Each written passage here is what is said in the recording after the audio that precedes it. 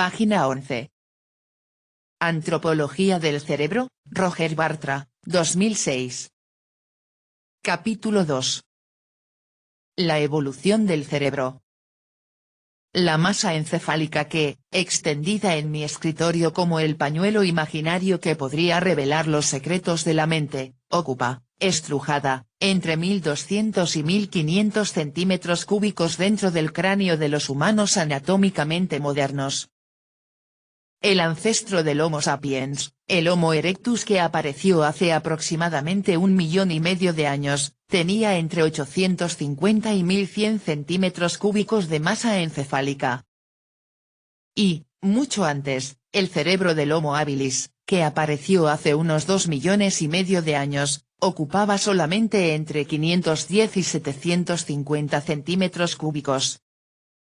Este proceso evolutivo se inició hace unos 6 millones de años, cuando un grupo de grandes simios se diferenció y dio origen a diferentes especies de bípedos, los australopithecídeos.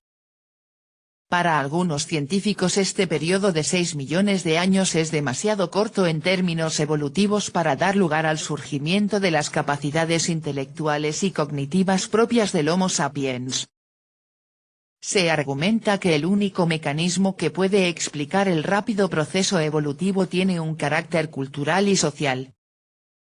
Michael Tomasello sostiene que no ha habido tiempo suficiente para que se trate de un proceso normal de evolución biológica, el cual implica que la variación genética y la selección natural han creado una por una las habilidades cognitivas capaces de inventar y desarrollar complejas tecnologías y herramientas, formas sofisticadas de representación y comunicación simbólica y estructuras sociales elaboradas que cristalizan en instituciones culturales. Aunque estoy convencido de la enorme importancia de los circuitos culturales en la formación de la conciencia individual, creo que no debemos verlos como la varita mágica que resuelve los misterios del origen del cerebro anatómicamente moderno. Tomasello rechaza la idea de que una mutación haya creado el lenguaje. Para él la clave radica en que en los humanos evolucionó biológicamente una nueva manera intencional de identificarse y de entenderse con miembros de la misma especie. La continuación del proceso, a partir de esta única adaptación cognitiva que permite reconocer a los otros como seres intencionales, habría tenido un carácter enteramente cultural y produjo el desarrollo de formas simbólicas de comunicación. Este desarrollo, sostiene Tomasello, transcurre a una velocidad que ningún proceso de evolución biológica puede igualar. Stephen Jay Gould ha afirmado, por el contrario, que sí hay tiempo suficiente para un cambio en el nivel biológico. Gould comienza por advertir contra la peligrosa trampa que supone definir la evolución como un flujo continuo. El cambio ocurre mediante la transformación puntuada de subgrupos aislados en especies, y no a través de un cambio anagénico, a un lento ritmo geológico, de la totalidad del grupo. Gould demuestra que es una falacia creer que el crecimiento de la capacidad craneana que ocurre durante el periodo que separa al Homo erectus del Homo sapiens representa un ejemplo de velocidad evolutiva extraordinaria, algo tan raro que solo se explicaría por las maravillosas capacidades de adaptación y de retroalimentación de la conciencia humana. Es decir, que la velocidad del cambio solo se explicaría por la intervención de procesos culturales. En realidad, no se trata de un ritmo de cambio extraordinario, sino que es perfectamente normal que la masa encefálica haya doblado su tamaño en 100.000 años, unas 3.000 generaciones. Gould explica que el cambio de Homo erectus a Homo sapiens fue un proceso rápido de surgimiento de una especie que probablemente ocurrió en África entre 250.000 y 100.000 años atrás.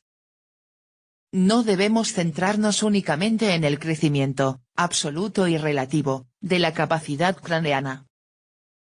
Un estudio ha señalado la importancia de observar también la forma que adopta el cerebro, y ha descubierto la existencia de dos tendencias en la evolución de la forma del cerebro del género Homo. Los dos procesos llegan a un tamaño similar de la capacidad craneana, en un caso el hombre de Neandertal y en el otro el humano moderno. El primer patrón de desarrollo de la configuración craneana muestra que en la medida en que aumenta el tamaño decrece la distancia interparietal. Este patrón se observa en la evolución que va de los especímenes más arcaicos hasta los neandertales. Pero el proceso de cambio que desemboca en los cráneos humanos modernos muestra un salto evolutivo que se aparta del patrón señalado, e inaugura una nueva trayectoria. La nueva tendencia produce, con la ampliación de la capacidad craneana, una mayor expansión parietal, lo que da como resultado una configuración más esférica, braquicéfala, del cerebro. Esto parece indicar que las capacidades cognitivas de los humanos modernos no son una mera expansión de las habilidades arcaicas sino la adquisición de nuevas aptitudes. Los neandertales y los hombres modernos representan dos trayectorias evolutivas distintas e independientes. En este contexto es posible insertar la hipótesis sobre el funcionamiento de la conciencia. Un subgrupo de homínidos en África, hace un cuarto de millón de años, relativamente aislado y geográficamente localizado, sufrió rápidos cambios en la estructura, configuración y tamaño de su sistema nervioso central. Estos cambios se sumaron a las transformaciones, seguramente muy anteriores, del aparato vocal que permite la articulación del habla tal como hoy la conocemos. Podemos suponer que las mutaciones en estos homínidos arcaicos afectaron las funciones, la forma y el tamaño de la corteza cerebral, pero además, ocasionaron transformaciones en los sistemas sensoriales que les dificultaron su adaptación al medio, como podrían ser cambios en la receptividad olfativa y, acaso, modificaciones en la capacidad de localizar las fuentes de los sonidos, así como alteraciones de las memorias olfativas y auditivas. Sus circuitos neuronales serían insuficientes y las reacciones estereotipadas ante los retos acostumbrados dejarían de funcionar bien.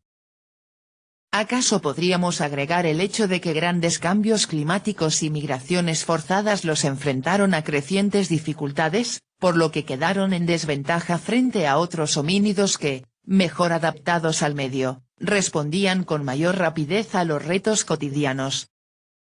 El primigenio Homo sapiens deja de reconocer una parte de las señales procedentes de su entorno. Ante un medio extraño, este hombre sufre, tiene dificultades para reconocer los caminos, los objetos o los lugares.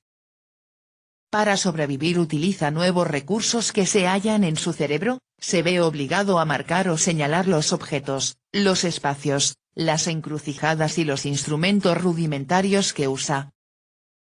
Estas marcas o señales son voces, colores o figuras, verdaderos suplementos artificiales o prótesis semánticas que le permiten completar las tareas mentales que tanto se le dificultan.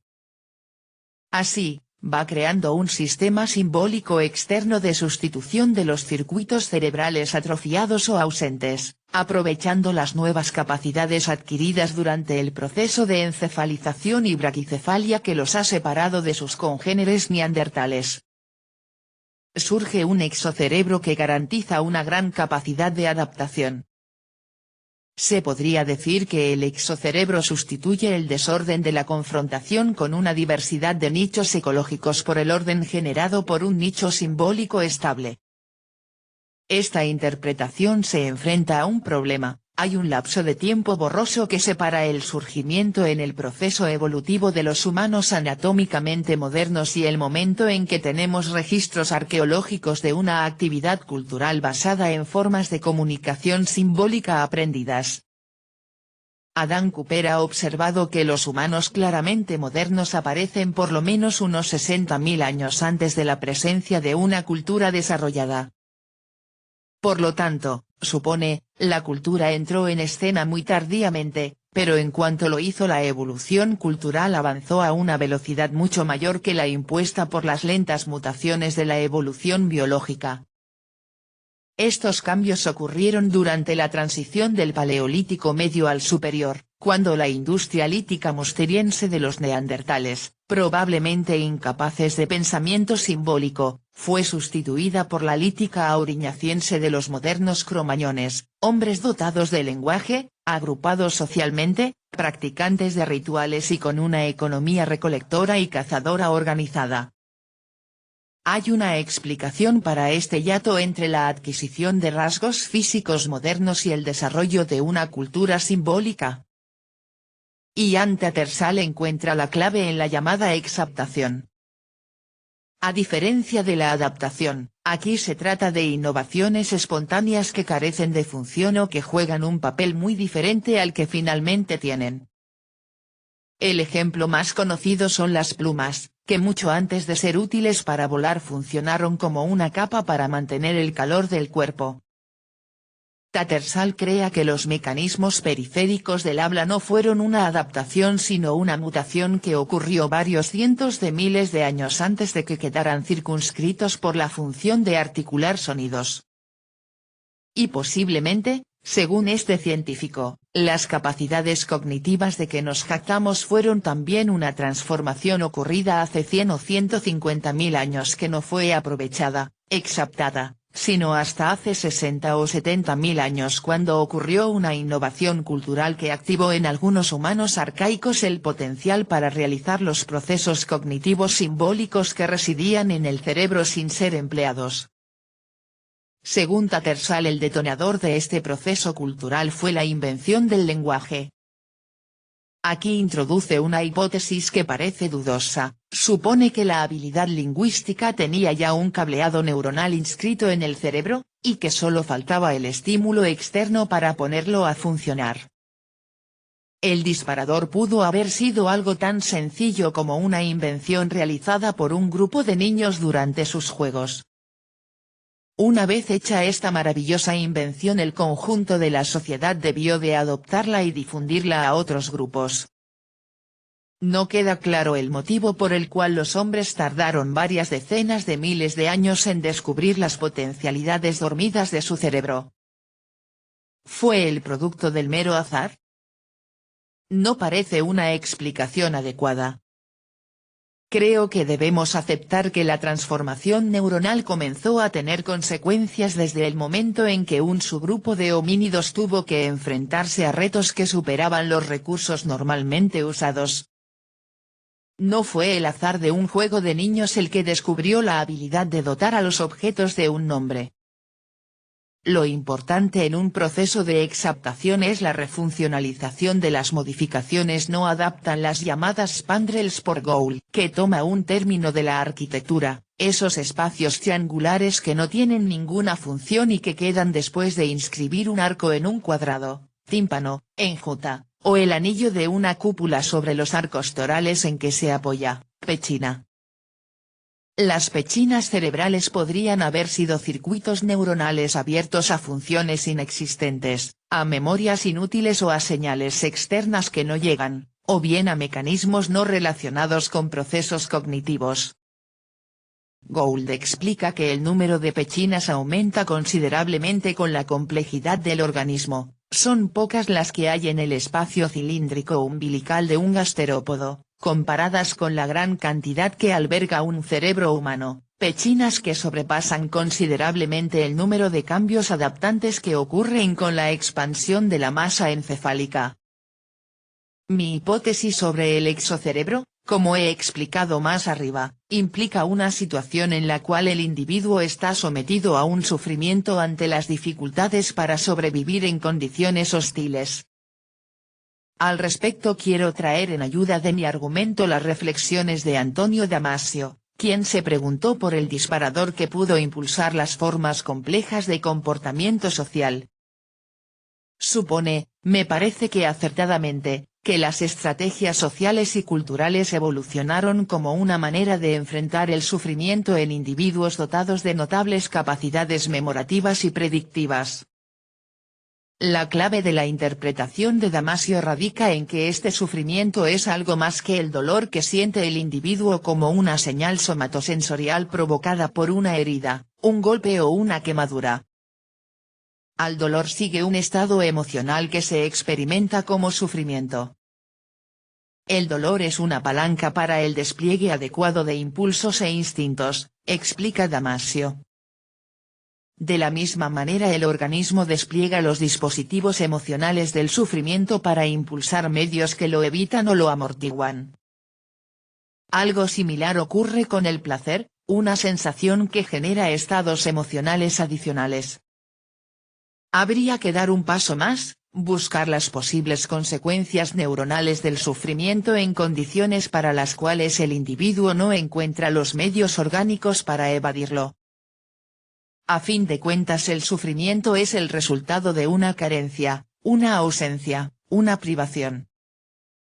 En estas condiciones el organismo siente la necesidad de sustituir los recursos que le faltan, no solo agrega un estado emocional propicio, sino que además acude a los mecanismos simbólicos y cognitivos que residen en su cerebro como pechinas y enjutas alojadas sobre los arcos de su arquitectura neuronal.